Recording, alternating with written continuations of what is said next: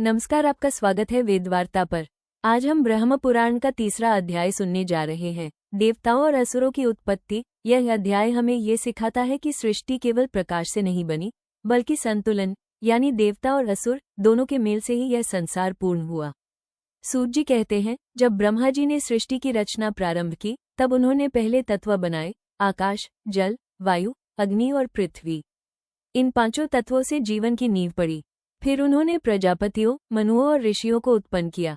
अब समय था सृष्टि को गति देने का। ऐसे प्राणियों की आवश्यकता थी जो धर्म और अधर्म का संतुलन बनाए रखें। ब्रह्मा जी ने अपने मन में विचार किया, सिर्फ धर्म से सृष्टि नहीं चल सकती, संतुलन के लिए विरोधी शक्तियां भी आवश्यक हैं। और इसी विचार से देवता और असुरों की रचना आरंभ हुई। ब्रह्मा जी ने अपने तेजस्वी और शुभ भाव से देवताओं को उत्पन्न किया। इन देवताओं का तेज सूर्य के समान था।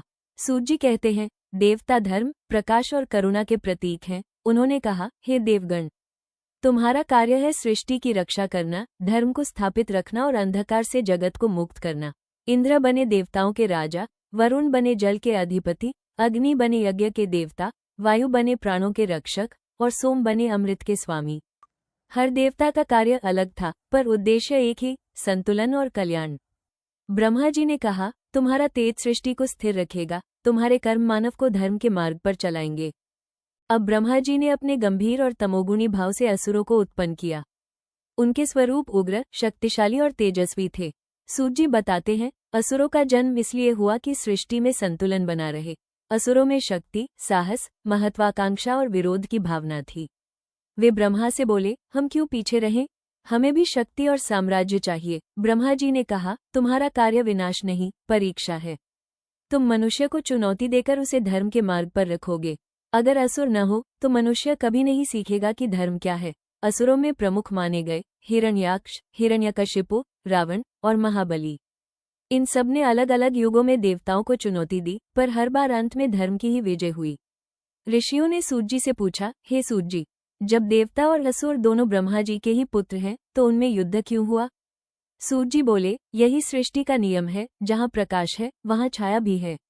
देवता और असुर दोनों ही परम सत्य की ही अभिव्यक्ति हैं, बस उनका उद्देश्य अलग अलग है। देवता धर्म के मार्ग को प्रशस्त करते हैं, असुर उस मार्ग की परीक्षा लेते हैं।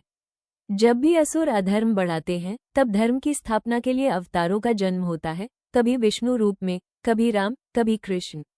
इस प्रकार हर युद्ध, हर संघर्ष एक नई जागृति लेकर आता है। सूत जी ने आगे कहा, हे ऋषियों, केवल आकाश में नहीं, देवता और असुर मनुष्य के भीतर भी निवास करते हैं। जब मनुष्य दया, सत्य और सेवा करता है, तो उसमें देवता जागृत होते हैं। जब वो लोभ, क्रोध और अहंकार में डूब जाता है, तो असुर प्रबल हो जाते हैं। हर व्यक्ति के भीतर एक युद्ध चलता है, प्रकाश और अंधकार का, धर्म और अधर्म का। जो व्यक्ति आत्मसंयम रखता है, सत्य के साथ चलता है, वो भीतर के देवताओं को विजयी करता है। अध्याय 3 से शिक्षा। 1. देव और असुर दोनों ब्रह्मा के ही स्वरूप हैं, कोई बुरा नहीं, बस उद्देश्य अलग है। 2. संतुलन ही सृष्टि का नियम है, बिना असुर के धर्म की पहचान नहीं। 3. हर मनुष्य के भीतर देव और असुर रहते हैं, चुनाव हमारे हाथ में है। 4. धर्म का पालन ही सच्ची विजय है। तो ये था ब्रह्म पुराण का तीसरा अध्याय, देवताओं और असुरों की उत्पत्ति। कल हम अगले अध्याय में जानेंगे धर्म और अधर्म के जन्म की कथा, जहाँ सत्य और असत्य का प्रथम भेद प्रकट हुआ। जय श्री हरि।